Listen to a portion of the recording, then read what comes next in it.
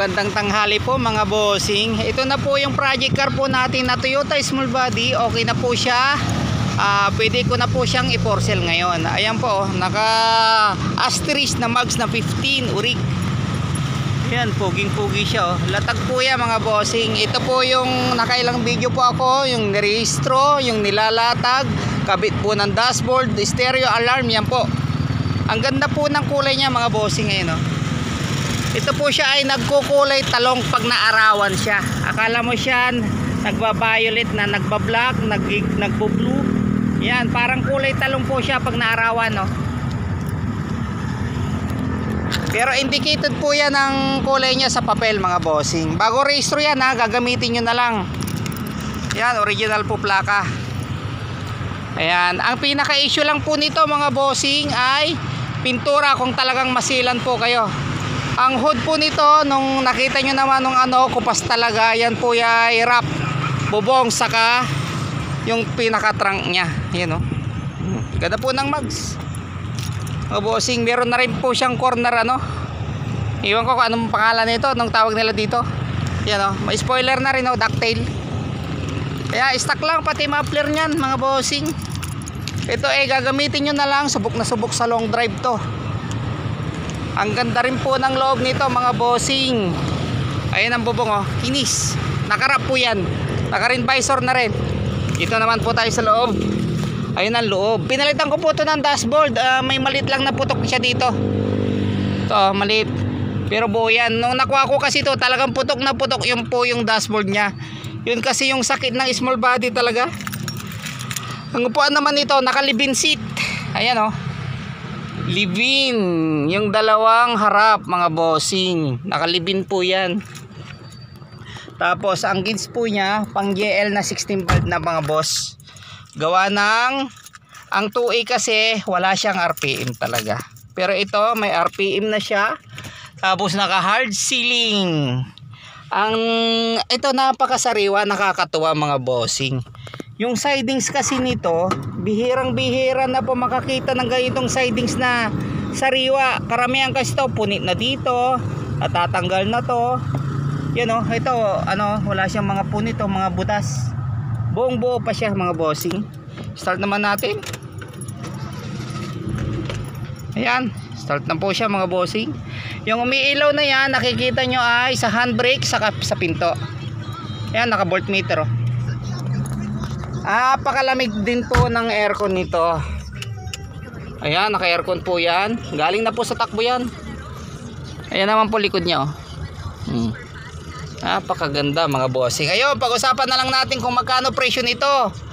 Ang presyo po nito 85. Yun, 85 hanggang 85 lang po ako dyan mga bossing. Sa mga nagtatanong magkano, nandyan na po, binanggit ko pa 85. Ito naman po, sabihin ko naman po sa inyo, wala na po kami doon sa dating pwesto ko. Sa may dating pinupuntahan nyo, kung sino man po nakapunta doon, wala na po ako doon.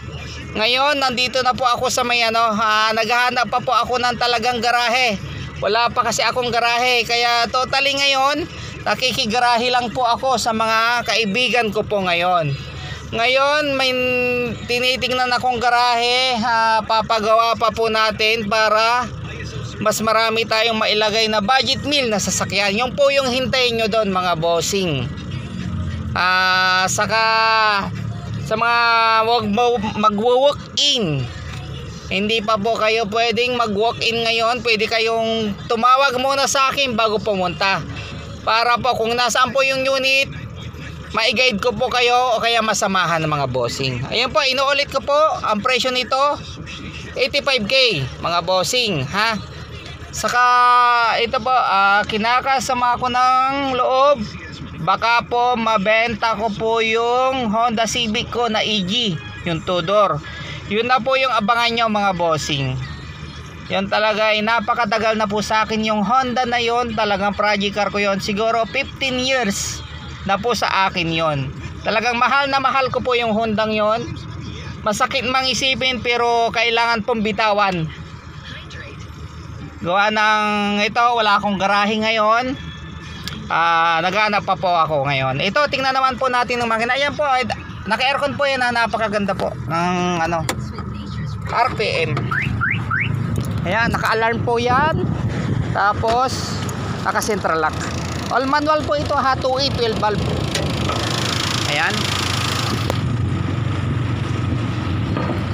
Ayan po mga bossing, umaandar po yan ha. Ano? Naka GDM bumper. Ito lang yung ano, malog. Naka GDM grills. Yan. Naka 3-point strut bar na urig. Yan o. Naka gold na Motolite na battery. Yan po mga bossing o. Naka Shimoda filter. Subok na subok po ito sa long drive. Nakakarating po ng, ayan po, wala po siya pusok. Nakakarating po ito ng Bicol. Tapos naka Mitsuba na ano, horn. Naka Starex na ano, high speed na pan. Para po sa ano yan, sa condenser. Apo, labig po ng aircon mga bossing oh.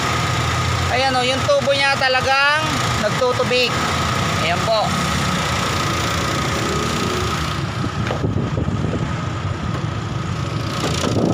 Ayan, napakaganda. Tapos naka smoke headlight. Smoke na po yan. Naka bumper full. Yan po. Napakaganda. Ayan po, 85 lang oh. May kotse ka nang gagamitin na lang. Pintura lang kung talagang masilan ka. Pero presentable naman mga bossing. Ayan oh, wala din siyang kausok-usok. Naka aircon po yan ha. Umaandar po yan. Stock na stock. Ayan oh, naka ductile na rin mga bossing. Yun, medyo mainit kaya punta muna tayo sa loob. Ganda ng kulay oh. Nagba-violet. Indicated po yung kulay sa papel. Yan lang po mga bossing. Kung sino naman may gustong, ganda ng po ano, pakalibin. Ayan po mga bossing, presyo nito 85 lang mga bossing. Magbabawas man ako, pangkain nyo na lang siguro, saka panggas. Yun lang po. Maraming salamat po. Ibablog ko po mga bossing kapag may garahe na po ako talaga sa lilipatan mga bossing. Pero sa dating pwesto ko sa bahay, wala na po kami doon. Yun lang po. Maraming salamat po mga bossing.